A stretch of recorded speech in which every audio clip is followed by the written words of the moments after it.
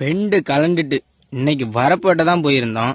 அது என்ன கதைன்னு பாக்குறதுக்கு முன்னாடி ஒரு சாதாரண கிராமத்துல இருந்துகிட்டு என்னென்ன ஒர்க் இருக்கு, மாசம் எவ்வளவு சம்பாதிக்கலாம் பாக்குறதுல 30 நாள் சீரியஸ்ல இன்னைக்கு டே 19. அம்மா விளக்காரங்க நீ பாத்துக்கங்க, வரப்பட வந்திருக்கோம்.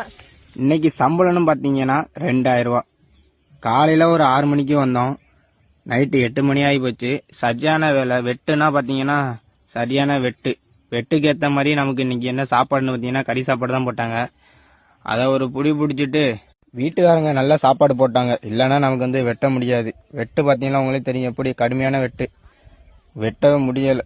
நான் வீட்டுக்கு வரத்துக்கே 8 மணி ஆகி போச்சு. விடிய வெட்டிட்டு இருந்தோம். 6-7 மணி வரை வெட்டிக்கிட்டு தான் இருந்தோம்.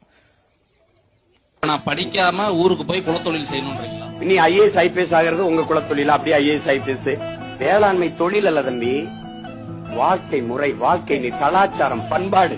உலகத்திலே உயர்ந்த சாதின்னு ஒருத்தன் இருக்கிறான்னா, உழுது விளைச்சு விளைய வச்சு உலக உயிர்களுக்கு பசிக்கு சோறுறாங்கடா, அவன் தான் உலகத்திலே உயர்ந்த சாதி.